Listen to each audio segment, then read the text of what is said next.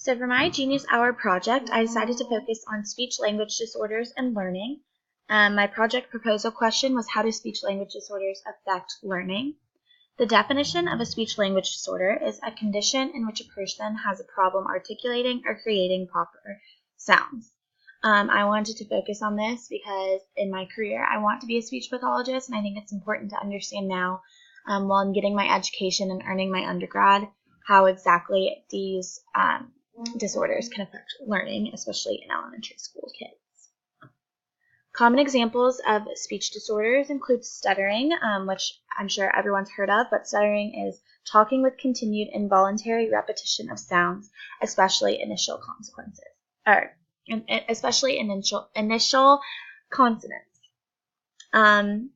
And then speech impediments are defects in a person's speech. So like this example, when someone says their R's as O's, that's an example of a speech impediment, or also a lisp is an example of a speech impediment. So from these speech disorders, there are struggles in the classrooms for students. Most oftentimes, students have a reluctance to contribute to classroom conversations because they understand that they aren't speaking correctly, that students are going to make fun of them, and they're just reluctant to participate in those conversations, and that ultimately has an effect on their education as a whole. We also have another disorder, which is a classroom struggle, which is monopolizing a conversation.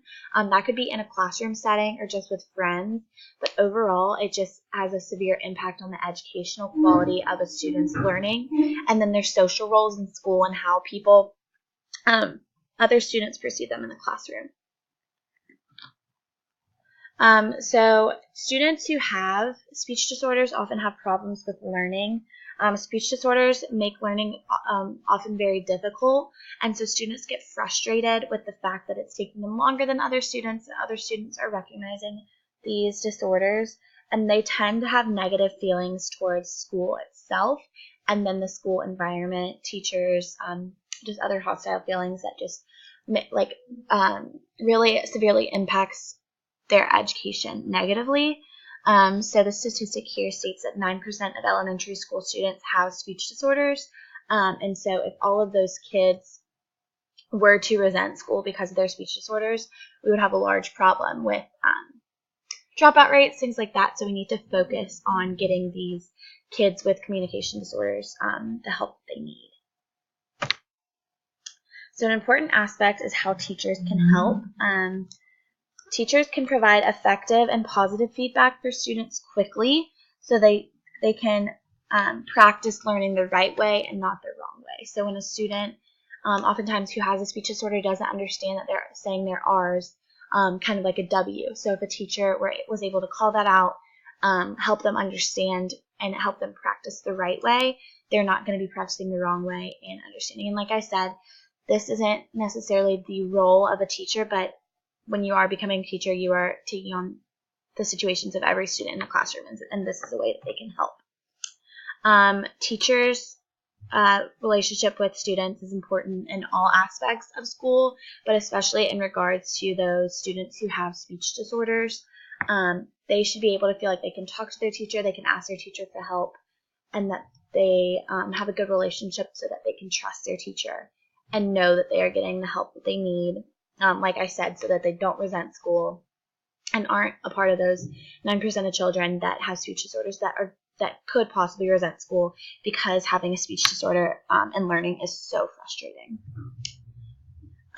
So this isn't very common, and I know it is common for teachers to often play music, to have excess talking in the classroom, and these auditory distractions have a huge impact on those who have speech disorders.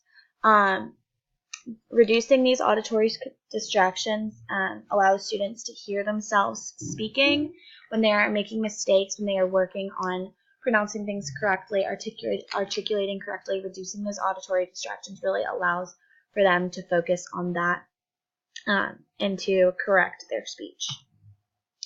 So while teachers have a big impact, the role of a speech pathologist in school is very important as well.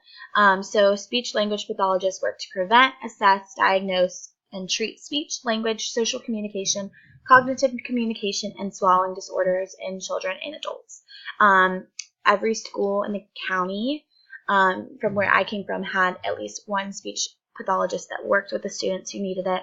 Like I said, 9% of elementary school students have that, so there was most definitely children in every school who had speech disorders. And so these speech pathologists worked with them to help treat, to evaluate students, and so on. So while I did get a lot of research done on my intended topic, for further research, I really would want to focus more on like the anatomy behind speech, which is definitely what I'm going to be studying in my undergrad. But just focusing on the anatomy